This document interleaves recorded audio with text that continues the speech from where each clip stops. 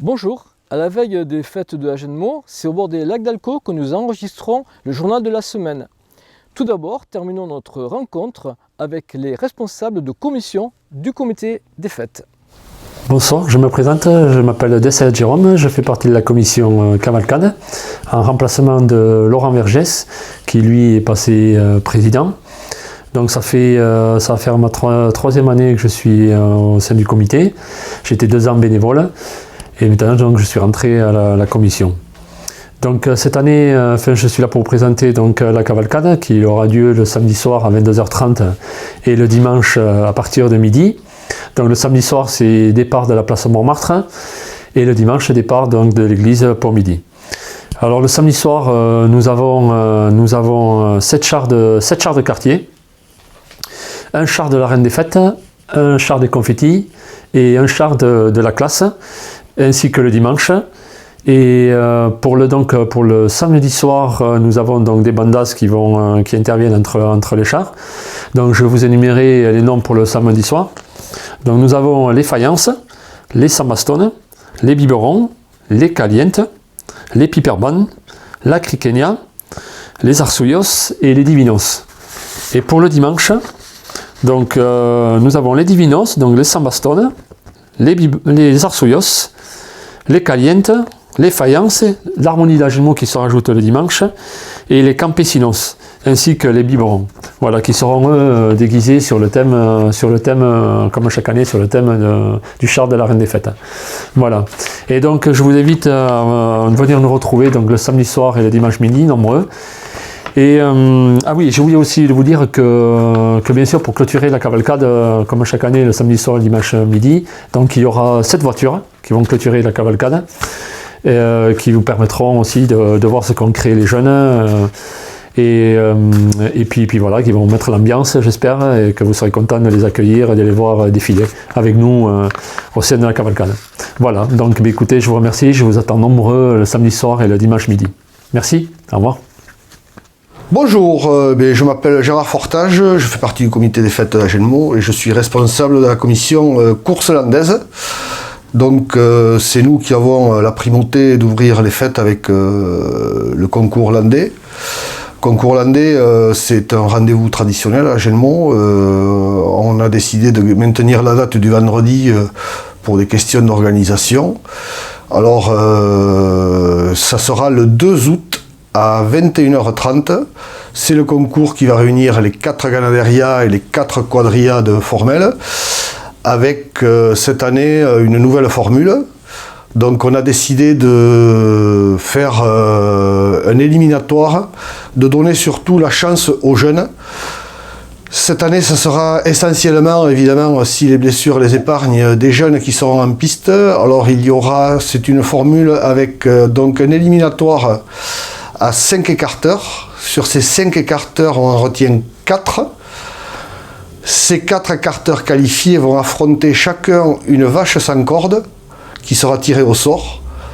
Et à l'issue des vaches sans corde, ils affronteront une marraine de chaque ganaderia, entrecoupée par les sorties sauteurs, avec 2 sorties sauteurs pour le concours des sauteurs. Ensuite, l'autre nouveauté, eh bien, elle viendra d'avant le concours, quoi, puisqu'on a décidé de faire un repas pour les gens qui voudraient se rendre de bonne heure autour des arènes, sachant que la ville est fermée à partir de 19h, donc l'accès va être assez limité, il faudra être de bonne heure là pour pouvoir se garer le plus près des arènes. Et c'est pour ça que, pour éviter une attente autour des arènes sans aucune animation, eh bien, le comité a décidé de faire une soirée, un repas paella, ouvert à tous avec un prix à 12 €. De plus, eh bien, on a essayé aussi d'amener, puisqu'il y aura des jeunes en piste, nous avons, on l'espère, les avoir au Passéo, 2 jeunes champions de France qui ont 17 ans chacun. Et pour cela, il y a eu cette année, au niveau de la classe de CM1, une initiation à la course landaise avec Didier Goit, Et suite à ça, le comité des fêtes, eh bien, on a décidé d'inviter la totalité de l'école élémentaire d'Agenmot, du Mont-Saint-Jean. Voilà, tous ces enfants sont invités à venir au concours landais, avec un tarif préférentiel pour les personnes qui les accompagneront, qui sera de 5 €, ainsi que pour les licenciés jeunes Coursailles et les licenciés fédération qui font partie de l'association Jeunes Coursailles. Voilà pour l'ouverture des fêtes. Eh on espère évidemment vous voir le plus nombreux possible sur les gradins et venir apprécier, je vous dis, vraiment de la variété cette année, puisque les vaches sans corde, c'est une chose très rare dans les arènes pour un concours. Donc voilà, on espère que ce programme vous plaira pour débuter les fêtes. Il est pêcheur dans les mers australes. C'est le second épisode de notre série Rencontre. Aujourd'hui, Alix Hilarion. Bonjour Alix. Bonjour Pascal. Je te remercie de nous accorder cet entretien pour Canal Achat. Bien sûr, c'est normal. Tu es installé à Agenmot avec ta petite famille déjà depuis quelques temps et la particularité c'est que tu es pêcheur de haute mer, pêcheur dans les mers australes. Oui. Alors la première chose que je voudrais savoir c'est comment tu as eu envie ou l'idée, je ne sais pas comment il faut dire, de faire ce métier. Déjà, étant tout petit, donc à l'âge de 7-8 ans, je partais à la mer tout seul, pêcher. Comme j'habite au port dans le port, quoi. Donc voilà, passion et professionnel en même temps, quoi. Donc, alors tu parles du port de ta ville de naissance à La Réunion, c'est ça? Voilà, à La Réunion. Donc si je comprends bien, tu pars pêcher en campagne dans les mers australes depuis La Réunion, c'est ça? Ouais, depuis La Réunion, ouais. On fait 7 jours de traversée avant d'arriver sur le point de pêche. Et pendant ces 7 jours, on prépare le matériel, on se prépare pour la pêche, quoi. Donc, tu pars pour des périodes de combien de temps? De 3 mois. 3 mois tu pars? De 100 donc, jours au maximum, 110. Donc tu restes 3 mois en mer et 3 mois sur terre? Oui. C'est ça? Oui. Donc avec ta famille après, à Agenmot.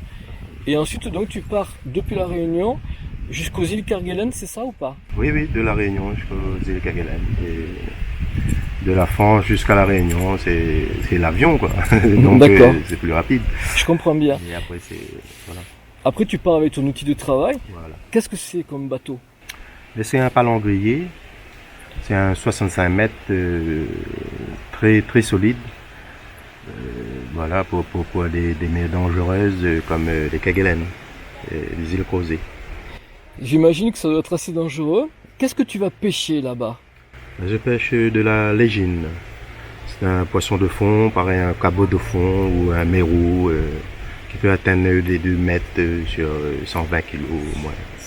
Et ça, c'est un poisson que nous, on va pas avoir ici en Europe, si j'ai bien compris, c'est ça? Non, tout est commercialisé international, donc voilà. C'est sur la Chine ou les États-Unis. D'accord. Alors, tu vas aller pêcher avec un filet ou à la ligne? Comment ça se passe? À la ligne, avec des palans, une ligne de plusieurs hameçons, de milliers d'hameçons, voulons dire. Voilà, c'est des hameçons. Tu as parlé tout à l'heure du danger. Est-ce que tu as des anecdotes à nous raconter? Parce que j'imagine que ça ne doit pas être rose tous les jours. Ah oui, danger, c'est des paquets de mer, des paquets de mer sur le pont. Il faut voir les icebergs. Il n'y a pas trop de bateaux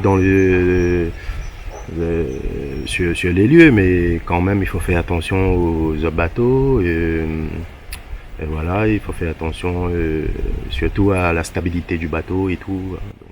Est-ce qu'il t'est arrivé des aventures? Oui, deux aventures qui m'ont marqué. On s'est échoué devant les Kerguelen et on a atteint au moins 30 à 40 degrés de gîte sur le flanc. Comment vous avez sorti comment? Là, dans ces cas-là, il faut être lucide, il faut surtout pas être bourré ou je sais pas, des produits illicites. Donc il faut avoir la tête sur les épaules, ne pas paniquer et entreprendre les bonnes décisions. Tu as eu des blessés hein, lors de ces accidents ou pas? Parce que Beaucoup de blessés, d'hameçons, comme je vous dis, les paquets de mer, des fractures, tout ça. Donc, il y en a eu beaucoup. Quel est ton rôle sur le bateau? Mon rôle, c'est le chef d'équipage. Donc, c'est un Bosco. Il y a le capitaine, il y a 3 à la passerelle et 3 à la machine. Et le reste, c'est moi qui donne les consignes et tout ça, qui regarde si le boulot est bon. Et puis aussi, je participe aux tâches aussi. Donc, voilà. Tu touches un petit peu à tout, quoi, en fait. Oui, bien sûr, bien sûr. Il faut savoir tout le bateau, quoi. Combien vous êtes en tout sur le bateau? 32, 33, maximum 33. Et la nationalité, vous êtes tous français ou pas? Non, on a plusieurs nationalités. On a les Malgaches, les Ukrainiens, et les Indonésiens et les Français. Combien y a-t-il de bateaux sur la flotte? Sur la flotte, on a 5 bateaux, un chalutier caseilleur l'Austral et 3 palangriers. Quel est ton bateau? L'île Bourbon. C'est l'île Bourbon, c'est le tien celui-là? Oui, oui. C'est Et après, j'ai passé un peu ici par là, je suis polyvalent. Donc là, mon dernier bateau, c'est l'île Bourbon pour l'instant, et puis on verra. Mais quel est l'armateur? Je suppose qu'ils appartiennent tous au même... Le SAPMER. Le SAPMER, c'est les armements rayonnés, c'est les armements regroupés en un seul, quoi. Et c'est le SAPMER qui gère les paperasses, qui gère presque tout, quoi. L'équipage et tout. Mais alors, vous allez pêcher dans les mers australes françaises. Est-ce qu'il y a d'autres pêcheurs étrangers, des Anglais, je sais pas, j'ai aucune idée. Non. Enfin, des Anglais, je dis n'importe quoi. C'est strictement réservé aux Français. Donc il faut avoir une licence auprès des TAP et tout. C'est français, quoi. Tu as des quotas? Oui. Chaque bateau, ils ont leurs quotas, donc c'est une pêche responsable. Donc il faut préserver quand même un minimum de ressources. Voilà. Comment ça se passe? Vous êtes secoué tout le temps là, sur le bateau ou pas? Oui, surtout les temps d'hiver, là, comme là, je pars là, bientôt là, en septembre, là, donc ça fait pas beau, ça fait pas très beau, donc c'est plutôt qu'en mois de décembre, janvier, que ça calme un peu, mais... Ah oui, c'est l'inverse. Mais pas beaucoup. Pas beaucoup. C'est les 40e rugissants, c'est ça? 40e et 5e hurlant. Ah oui, d'accord. Rien que les noms, déjà, ça fait peur. Ouais, le lion et les loups. Ah, d'accord. Mais justement, ça t'arrive d'avoir la trouille quand tu pars tu laisses ta petite famille, là, tu pars un peu à l'aventure, ou comment tu vis ça? Oui, bien c'est sûr qu'on a tous peur de déjà ne pas revenir. C'est très frustrant. Hein, mais après, c'est mon métier, quoi. Il y a des métiers plus dangereux aussi, autant dangereux aussi que le mien. Donc on pense toujours à ça, quoi. On pense toujours en danger. C'est pour ça qu'il faut être toujours lucide, il faut être toujours capable de gérer un avarie ou quoi que ce soit. Il faut avoir la tête bien droite. Quand tu reviens à Agenmo, tu es heureux? Ah, bien sûr, et la famille, c'est le plus... C'est l'instant attendu, quoi. C'est l'instant attendu depuis déjà le départ, quand on part même, il y a un manque terrible. Voici maintenant un tuto bricolage. Aujourd'hui, c'est la rallonge infernale. Aujourd'hui, on va faire un tuto sur la résolution du problème de la rallonge emmêlée, c'est diabolique.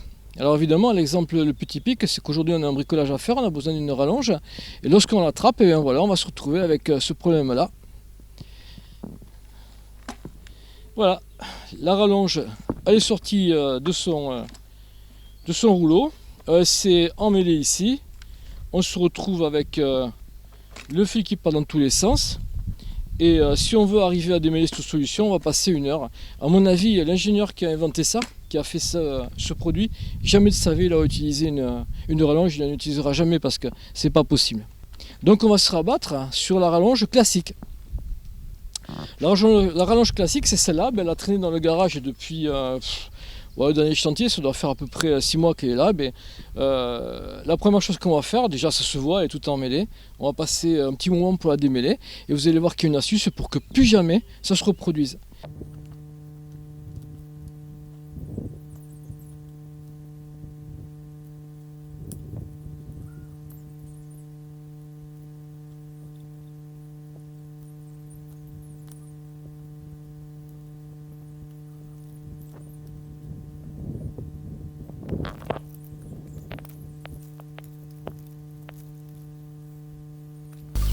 C'est diabolique.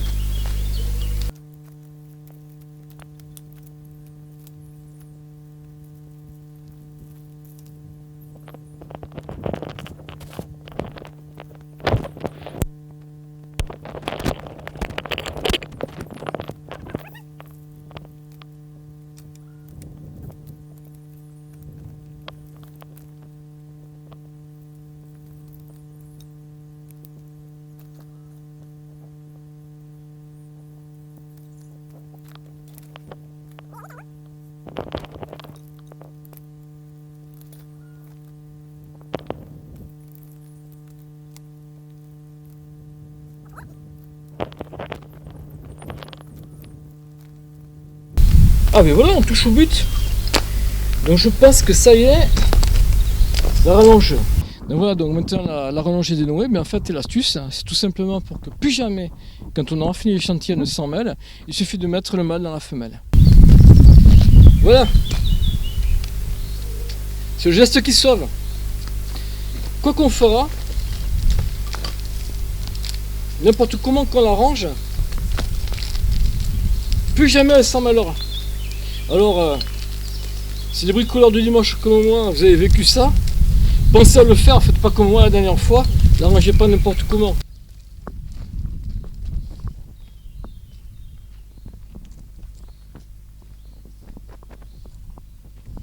Voilà. Pas de nœud. On va gagner du temps. Dans quelques jours, la société musicale sera à l'honneur. En 1958, elle était déjà présente pendant les festivités.